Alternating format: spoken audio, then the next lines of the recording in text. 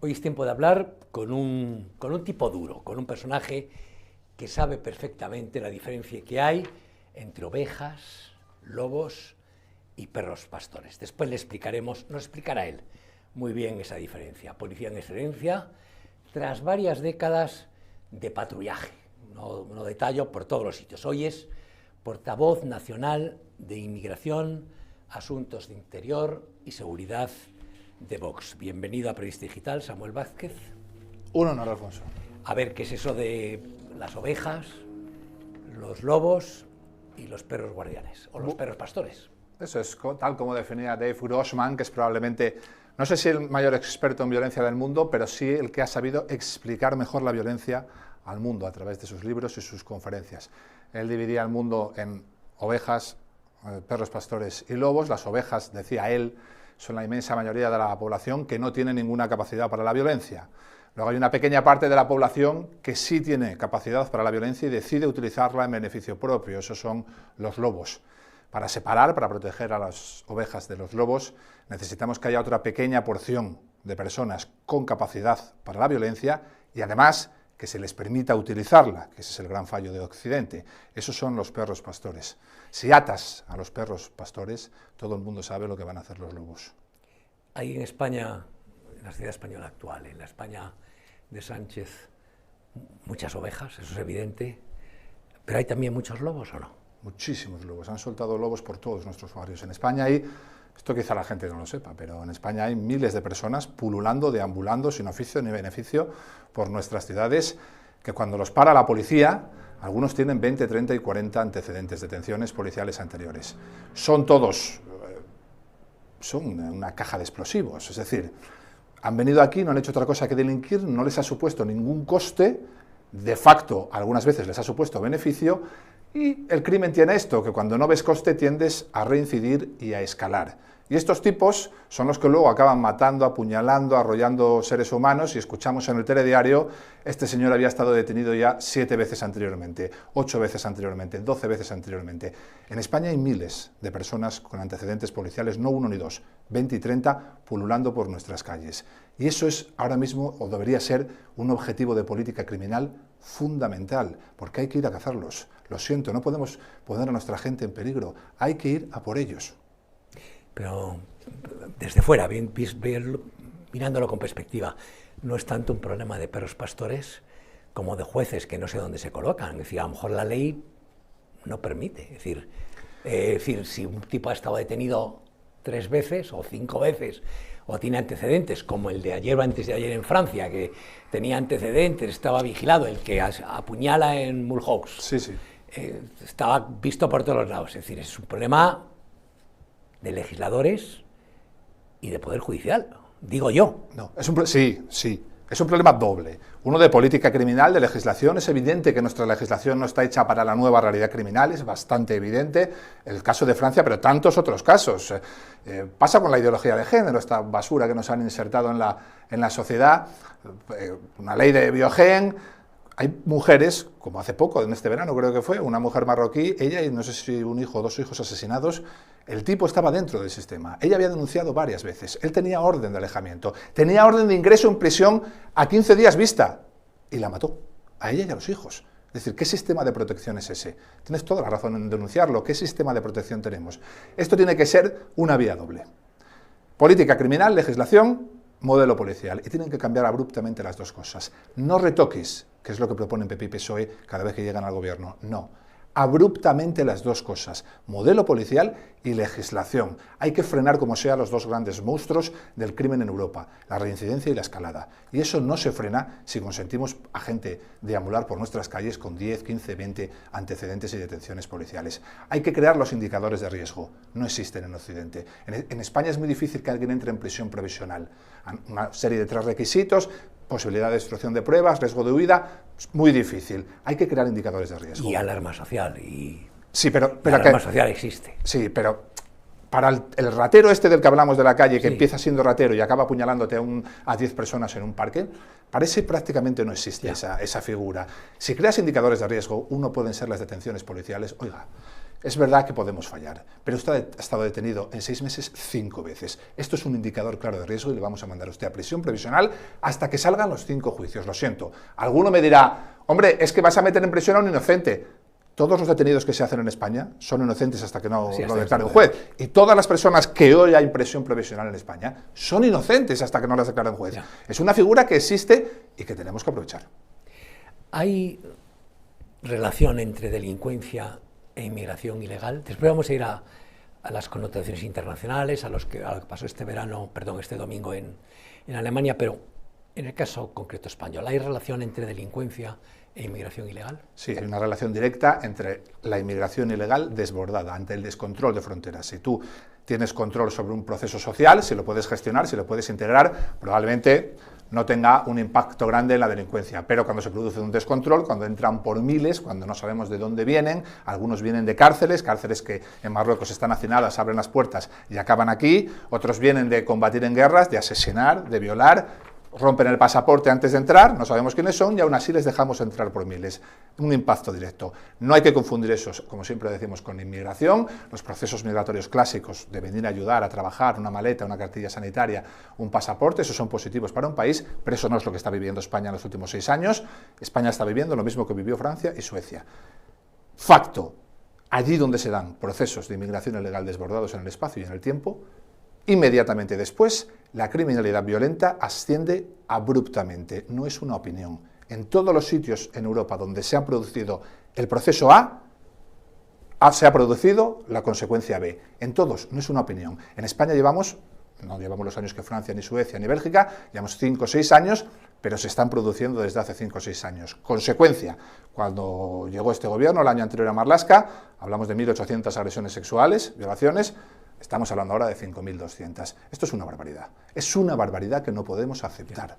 ¿Por qué? Porque detrás de cada niña violada hay una condena de por vida. Esa niña tiene una condena de por vida. 30 años después seguirá recordando el episodio, ella y su familia, sus padres. Y yo digo, si la niña, la víctima, tiene una condena de por vida, ¿por qué el hijo de puta que la violó tiene una condena de 8 años? No lo acabo de entender. No entra en mi cabeza. Y como no entra en mi cabeza, has hablado antes de leyes, hay que cambiar, además del modelo policial, la política criminal y la legislación. Has citado, muy de refilón, pero has citado el caso de Suecia, comparado con Europa, con el resto de Europa occidental. Europa, no voy a decir occidental. ¿En qué lugar está España? Porque hay diferencias esenciales, es decir, no es lo mismo Hungría, con una política distinta completamente de inmigración y incluso policial distinta al resto de otros países europeos, que Suecia, que Alemania o que Francia. Pero España, ¿en qué posición estaría con respecto a los ejemplos más dramáticos que vemos? Que en mi opinión es Francia, quizá Inglaterra y quizá Alemania ahora. Hay 2 Europas en términos de seguridad ahora. Una Europa es el Visegrado, que es la vieja Europa. Es decir, sería la Europa equivalente a nuestros finales de los 90 o principios de este siglo.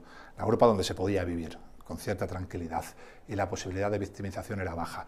Fuera del Visegrado todo se está degradando. Hay países que nos adelantan porque empezaron mucho antes, Francia, Suecia sobre todo, Bélgica, Inglaterra y Alemania un poco después, y seguido ya llega España.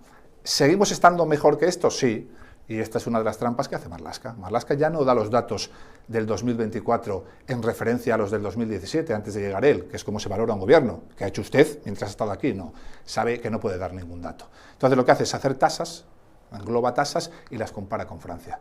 Y nos dice, es que estamos mejor que la media europea. No me sirve, Marlaska, no me sirve. En Francia se violan a 80 niñas al día, 80, Marlaska. ¿Qué tenemos que llegar ahí para cambiar la política criminal? Porque por muy mal que le vaya a Francia, a España no le va a ir mejor. ¿Seguimos estando mejor que Francia? Sí. ¿Mejor que Suecia? Sí. Pero caminamos demasiado rápido al punto donde está Francia y al punto donde está Suecia. Y esto hay que frenarlo antes. Porque si tardamos en frenarlo 7, 8 años, Alfonso, ¿cuántas niñas violadas? ¿Cuántos jóvenes pasados a machete? Yo no quiero detener violadores. Yo quiero que no haya violaciones.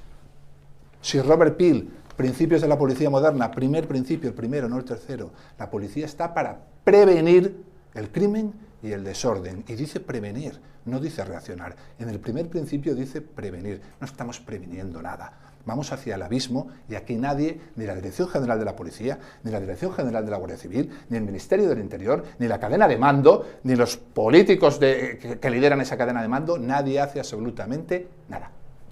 He estado mirando notas antes de empezar la entrevista, esta mañana, y me parece que formas parte de una especie de comité de sabios que diseña políticas contra la criminalidad en España. ¿Y qué es lo que propone Vox? Es decir, porque vale, muy bien, sabemos cuál es la enfermedad, sabemos cuál es el mal, sabemos sus consecuencias, padecemos la fiebre, padecemos todo lo que tiene esto, en muchos campos, porque vamos a hablar de otros. Pero ¿qué propone Vox en concreto? ¿Qué medidas concretas, específicas y a corto plazo propone Vox para frenar esto y revertirlo si es posible? Sí, presido el Grupo de Respuesta Nacional. Es un grupo que se llama, bueno, para no repetir lo que he leído, su meta que España no repita los errores de Francia o Suecia, donde dice Samuel que la inmigración ilegal ha creado estados paralelos. Sí, sociedades paralelas. Ha creado sociedades paralelas de personas que no han venido a integrarse, por supuesto, y que lo que hacen es replicar sus mundos en nuestros mundos. El problema es que sus mundos son estados fallidos y los nuestros no lo serán, al menos hasta la aparición de estos fenómenos. No, es el Grupo de Respuesta Nacional. Efectivamente, no somos tontos, ni somos ingenuos. Vox tiene el poder que tiene actualmente. En ese grupo, básicamente, lo que tengo son... Perdón, pero si hubiera elecciones, sí, tal como están el panorama, es evidente, y es un paréntesis que cierro enseguida, que Vox va a entrar a formar parte del próximo gobierno, si se cumplen los pronósticos, si las cosas siguen su curso natural. Y yo supongo que un Vox en el gobierno, para entrar y para ejercer en el gobierno, tendrá una enorme cuota de poder, si no, no va a entrar, digo yo. Y una vez en el gobierno se pueden hacer muchas cosas. Sí. Si los de Podemos, si los Pablo Iglesias, si los Monederos, si los Errejón, si fueron capaces de llevar al BOE y convertir en leyes los sueños que tenían cachondos en los bares de la facultad con porros y cerveza, y han llevado el matrimonio con el periquito a convertirse prácticamente en ley, al cambio de sexo por voluntad y a la ley de bienestar animal y cualquier pollada que se les ocurría, no me cabe a mí en la cabeza que si el centro derecha gana las elecciones no saque adelante leyes, porque entonces que me borren, que me bajo. Bueno, no que me bajo de la derecha, que me bajo del planeta. Bueno, Alfonso, yo no sé, ese escenario que tú dibujas, no sé... No, es que venimos de una experiencia. Sí. O sea, se puede decir lo que se quiera de Podemos, pero han sido capaces de convertir en ley lo que fumando porros se les ocurría en la facultad. Y porque no se les ocurrió hacer obligatorio el hacernos gay, porque nos hacen gays a todos, ¿eh? Sí, pero el problema de Vox es un partido diferente a todos los partidos. Yo no me habría unido a un proyecto... Tú sabes que yo no soy político. Yo soy un perro pastor, entonces yo no me habría unido jamás a un proyecto político si no hubiera sido diferente a todo lo que ha habido hasta ahora. En un futuro escenario político como el que tú marcas, sería Santiago Abascal el que decidiera si entraríamos o no entraríamos en esos gobiernos. No estoy yo tan seguro de que entráramos porque nosotros no somos Podemos. El futuro escenario por el que yo trabajo 24/7 como portavoz, mañana, tarde y noche, es el de Vox como primera opción política de los españoles. Primera opción política. Si me dibujas ese escenario y me preguntas qué haríamos nosotros, yo entonces sí te podría decir... Pues vamos a ese escenario. Ese escenario. Lo primero que haríamos... Ese escenario, Vox tiene el poder y puede gobernar. ¿Qué haría? Perfecto. Cambio abrupto, modelo policial, política criminal. Primero, esto antes de nada, como me pides soluciones a corto plazo, nosotros crearíamos grupos de delincuencia urbana por todo el territorio nacional. Esos grupos de delincuencia urbana no sujetos a la estadística habitual para la que trabaja lamentablemente la policía en la actualidad, tampoco sujetos a horarios, sino que tendrían como misión, mañana, tarde y noche, 24/7, buscar a los lobos de los que hablamos antes, buscarlos por miles, sin descanso, detenerles y expulsarles de nuestro país si son extranjeros, y sabemos que miles lo son, y si no, encarcelarles, básicamente. Lo que no podemos permitir es tener a miles y miles de personas deambulando con un potencial criminal enorme y no hacer absolutamente nada, porque todavía no han hecho nada o todavía no han cometido un delito grave. Los grupos de delincuencia urbana son el futuro de la seguridad ciudadana, no el radio patrulla habitual que da vueltas, responde a un aviso cuando llamas al 091, acaba el aviso, vuelve a dar vueltas, no. Nosotros tenemos que crear una implicación desde la propia calle, desde la seguridad ciudadana, como ya han hecho otros países, de tal manera que esos policías de la calle van a un sitio, ven un problema y no se vuelven de allí hasta que lo solucionen. Vas a un barrio, la gente protesta, hay una casa ocupada, venden droga, no, es que no hay ninguna denuncia. Si no hay ninguna denuncia, hoy el comisario no va a hacer absolutamente nada, porque sería un delito creado, que ellos llaman, ¿no? Es decir, no hay ningún delito, me van a colgar una medalla porque los delitos han bajado o se mantienen, si lo creas tú el delito, pues vamos mal, ¿no? Bueno, esto se acabará con nosotros. Da igual que no haya ninguna denuncia. Va a ir el grupo de delincuencia urbana y no va a volver de ese barrio hasta que la casa ocupada deje de ser una casa ocupada y se deje de vender droga. Luego hay 3 modelos o 3 vías de cambio. Modelo territorial, modelo operativo y procesos de liderazgo. El modelo territorial, como sabes, es muy difícil y se necesitan leyes orgánicas y el apoyo de los grandes partidos nacionales, porque hay que revertir competencias, hay que empezar, más que competencias, que a mí me da igual que trabaje un Mosso, un Air China, todos son compañeros míos y me llevo bien con todos, hay que revertir la cabeza, digamos, la dirección de este modelo. La criminalidad se ha atomizado, o sea, se ha globalizado, al contrario, no luchamos contra, lo hablamos la última vez aquí, tú y yo, no luchamos contra el Torete y el Vaquilla, sino que son grupos criminales ya muchos internacionales, tenemos a la Mocro, el Tren de Aragua, todo se ha globalizado y nosotros nos hemos atomizado, cada vez en más cuerpos, esto no puede ser, esto es darle ventaja a los criminales. Entonces, todos los policías de España deben depender de un único ente, todos, y luego me da igual el uniforme que llegue, pero deben depender de un único ente. Eso es el modelo territorial. Luego está el modelo operativo, que empieza por los grupos de delincuencia urbana, pero luego tiene unas cuantas derivadas más, que implica, por ejemplo, que en España los grupos de investigación hoy en día son el 90% de ellos, quitando 4 centrales, UDICO, UDEF, UCO, tienen horarios de oficina. Es porque están diseñados para perseguir al Torete y al Vaquilla. Tenemos brigada de policía judicial en Parla, en Móstoles, en Fuenlabrada, en Leganés. Para aquellos delincuentes que no salían del barrio estaba muy bien. ¿Qué grupo criminal hoy no sale de un barrio, de una ciudad de estas? Es ridículo. Eso es profundamente ridículo. Tenemos una política de recursos humanos dantesca. Tenemos a los perros pastores de verdad frustrados, con expedientes, solo tienen coste. Las medallas se los llevan siempre los burócratas que andan siempre entre despachos e intrigas palaciegas. Hay que cambiarlo todo, todo. Y la tercera pata, la más importante, los procesos de liderazgo. Quien ha sido parte del problema no puede ser parte de la solución. ¿Cómo se revierte en el 94 en Nueva York? ¿Qué hace Giuliani? Giuliani tiene 100 y pico majors, con muchísimo poder. ¿Escoge a uno de esos majors para solucionar el problema? No, llama a un tipo de Boston, porque quien ha sido parte del problema no puede ser parte de la solución. Llama y dice, bien, tú arreglaste el metro de Nueva York en el 89, ¿no? Sí, pues ahora tienes que arreglar la policía entera de Nueva York. Los procesos de liderazgo tienen que cambiar todos. Tenemos una cúspide de pirámide llena de burócratas de uniforme. Algunos no han hecho nunca un detenido, otros la última vez que lo hicieron fue en los años 80. No tiene ningún sentido que se sigan tomando las decisiones estratégicas, tácticas y operativas. Ningún sentido. Nosotros vamos a cambiar esto por esto. Trapecio.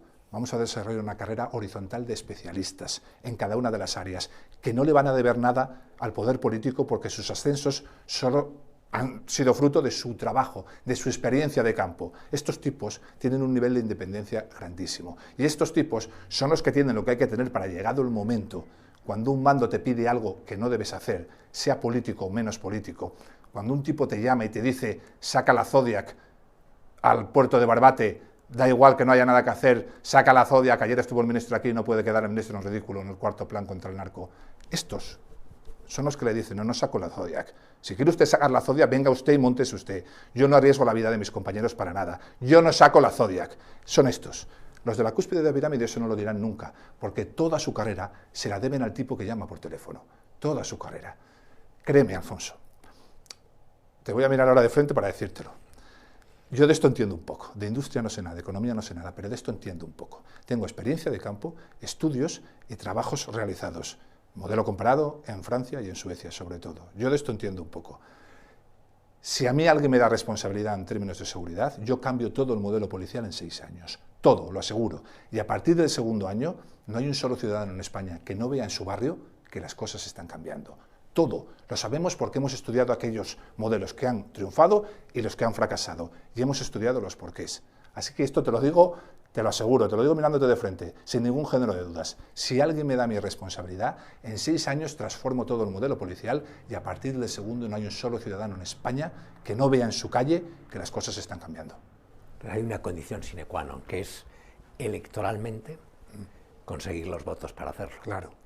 Es reversible el desastre, no solo en España, en el conjunto de Europa. Hemos visto elecciones en Alemania este fin de semana, una subida espectacular, es cierto, de Alianza por Alemania, que es el partido de ultraderecha, hemos visto un bajón tremendo de la socialdemocracia, que viene a ser lo equivalente civilizado del PSOE. El PSOE español no es la SPD, el PSOE español es una mezcla entre Podemos, Batasuna, Compromís y, lo mejor de cada casa, y unos mangantes, el PSOE. Pero hemos visto que ha tenido, y en Francia da la impresión de que algo se está moviendo.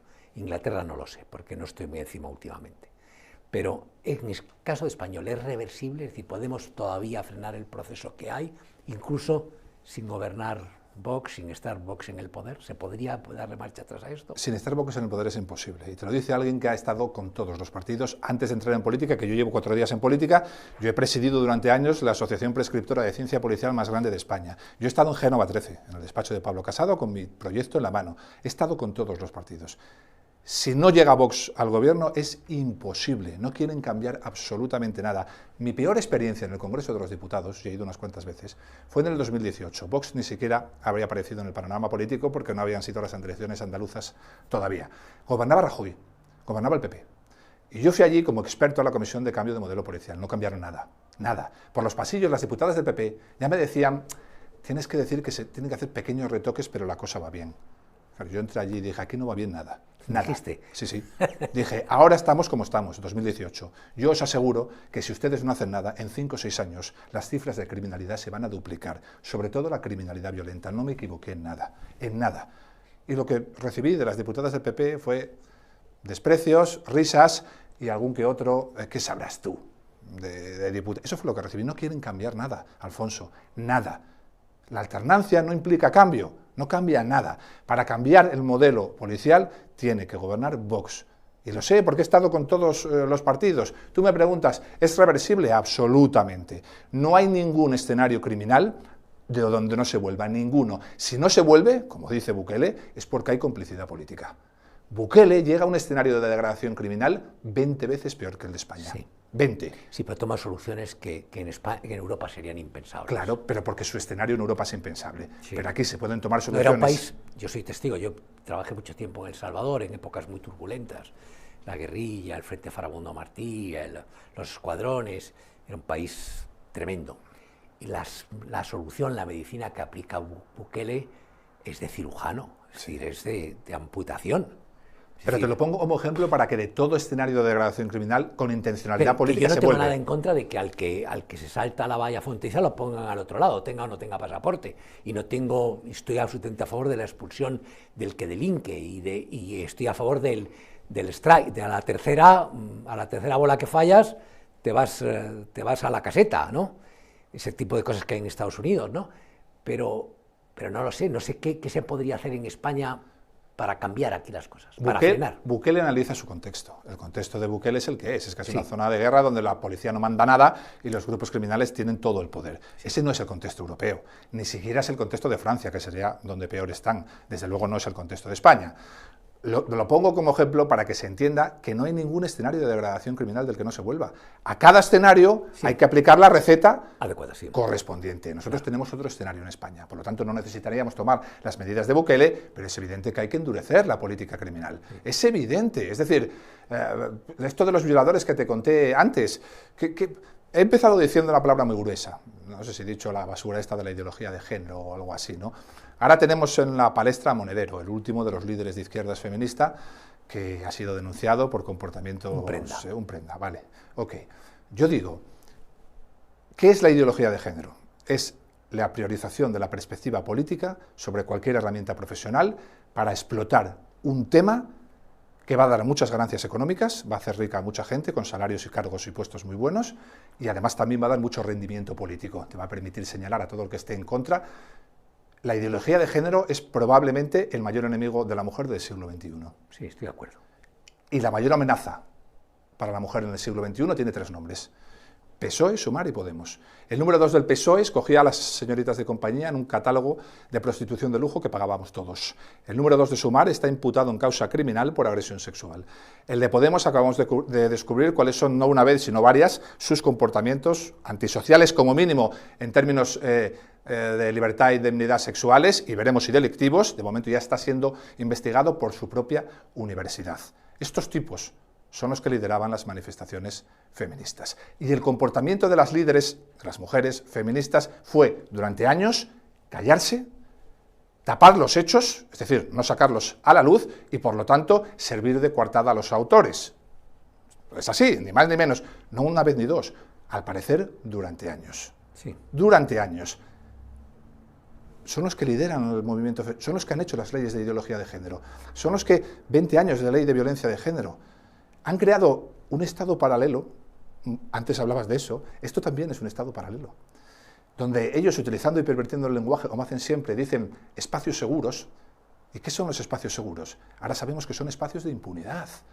Ellos no querían que tú fueras a una comisaría o a un juzgado, porque ahí pierden el control sobre ti. Vete mejor a un espacio seguro y, dependiendo de si nos beneficia o no políticamente, podemos hacer a Jenny Hermoso hasta que dé las uvas, porque nos beneficia políticamente, a pesar de que es un pico, y sin embargo callamos ante agresiones sexuales reales. Hoy lo han repetido desde su sede, ¿eh? Pues la ideología de género y los espacios seguros no protegen mujeres, las controlan, ejercen control sobre ellas. Por lo tanto, el mayor enemigo de la mujer del siglo XXI se llama ideología de género. ¿Y cuál es nuestro problema? Nuestro problema es evidente. Voy a coger una frase del propio Errejón, porque estos tipos son malvados y pueden ser depredadores, pero no son estúpidos, ¿eh? Están formados en el laboratorio de ideas de Hugo Chávez. Siendo niños, recién acabada la facultad, se los llevó para allá y los formó a todos como cuadros. ¿Qué dice Errejón sobre la hegemonía cultural? Errejón dice: la hegemonía cultural es cuando consigues que tu adversario político discuta, argumente en tu terreno de juego, en tu marco de ideas. ¿Qué ha hecho el PP en estos últimos 30 años? Someterse a la hegemonía cultural de la izquierda. El PP puede criticar a Monedero, pero el PP ha aceptado la ideología de género, ha firmado el Pacto de Estado contra la Violencia de Género, ha firmado la Ley de Ideología de Género del 2004 y ha subvencionado con millones desde sus gobiernos a todo el aparato, todo el Estado paralelo que hay alrededor de esa ideología. Es decir, puede discutir a Monedero, pero lo hace dentro del marco intelectual hegemónico del que hablaba Errejón. Se ha sometido a ese marco en inmigración ilegal, en ideología de género, en cambio climático y en cualquier cosa. El PP es jugar a perder, y yo no juego a perder. Yo no me metí en política y llevo 4 días en esto para jugar a perder. Por eso te decía antes de que el escenario donde nosotros entráramos en un supuesto gobierno, mira, eso se lo preguntas a Santiago Abascal cuando le tengas aquí. Yo tengo mi propia opinión, pero yo trabajo mañana, tarde y noche para que el escenario sea que Vox, fuerza política número 1 en España, la fuerza más votada, porque esa es la única manera, Alfonso, de cambiar de verdad las cosas, de acabar con la hegemonía cultural de Íñigo Errejón and Company. La única manera es esa. Votar al PP es someterse constantemente y jugar constantemente en el terreno de juego de las ideas que ellos mismos han desplegado. Llevamos hablando una media hora, un poco más, y no hemos citado ni una sola vez, no ha salido ni siquiera, ni de mi boca ni de la tuya, la palabra ocupación. Y alguien que sepa un poquito de derecho, aunque sin saber, con una pizca de sentido común, entiende que la propiedad es sagrada, la propiedad privada, y la ocupación es justamente la vulneración total de esos principios, y ha tomado carta de ley, tiene apoyo, ha tenido hasta hace nada apoyo enorme en los medios de comunicación, las televisiones, las cadenas han apoyado eso, los partidos también. ¿Qué se puede hacer en ese tema? ¿Cómo es posible que una sociedad como la nuestra dé por bueno que el ciudadano moliente y corriente tenga que encargarse de cubrir las necesidades habitacionales de aquellos que no cubre el Estado cobrándonos impuestos? ¿Cómo puede calar eso en una sociedad? Pues primero, mucha batalla cultural, el speech tuyo, pues yo también suelo hablar mucho de esto porque me preguntan mucho, pero primero hay que concienciar a la gente. La gente en España creía efectivamente que los ocupas eran personas vulnerables en la inmensa mayoría y que... Bueno, pero son vulnerables que lo financie el Estado. La inmensa mayoría no son ni siquiera vulnerables, son no lo son. sinvergüenzas, ¿vale? Sí. Hay una minoría que sí son vulnerables, si somos cristianos, tenemos un estado del bienestar y no dejamos a nadie atrás, pero como tú dices, la solución habitacional no la tiene que pagar el dueño del piso, la tiene que pagar, que para eso nos saquean impuestos, la administración correspondiente, ¿no? Pero esto hay que explicárselo a la gente. Y llevamos años intentando explicarle esto. Yo creo que yo tanto viaje por España, es verdad que a veces es agotador, pero es verdad que yo veo, cuando abandono una ciudad, cuando veo yo, es verdad que el mensaje cala. El mensaje cala y estamos trasladando una serie de ideas sobre las que nadie nunca dio batalla, pero cala. Yo cuando voy a un sitio y me preguntan, digo, mire usted, La propiedad privada es uno de los pilares de la libertad del hombre, uno de los pilares. El hombre se hace libre cuando ese trozo de terreno que trabaja para un zar, para un conde, para un rey, para cualquiera, ese trozo de terreno pasa a ser su trozo de terreno. Es en ese momento cuando el hombre se hace libre. Luego, como es un pilar de la democracia y de la libertad, tenemos que defenderla hasta las últimas consecuencias. Y la solución habitacional que haya que dar a una familia de verdad vulnerable la tendrá que dar la administración correspondiente y no el dueño de la casa. Esto no puede generar dudas, no puede generar dudas. Por lo tanto, hay que hacer todas las leyes con hacer una ley vale, no hace falta hacer mucho, y luego tener la actitud de aplicarlas y explicarle a la gente, porque yo he estado en unos cuantos desahucios, que la inmensa mayoría de estos tipos no son familias vulnerables, son auténticos sinvergüenzas, y a esos hay que darles una patada en el culo nada más llegar. Y luego, si te encuentras una familia vulnerable, tranquila, vamos a hablar con la administración correspondiente, vas a tener que salir, porque vas a tener que salir, es cuestión de días, pero no te vamos a dejar en la calle con tus hijos, eso no te preocupes. La administración te va a dar una solución habitacional. Esto se puede hacer muy fácil, Alfonso. No hay ninguna intención de hacerlo, ninguna actitud para hacerlo. Esto se puede hacer facilísimo. Nos han ganado esa batalla durante años. Teníamos al Kichi aquel, ¿te acuerdas del Kichi? Que llegó el primer día, estaba en el pleno, le dijeron que había un desahucio en su ciudad, ¿y qué hizo el Kichi?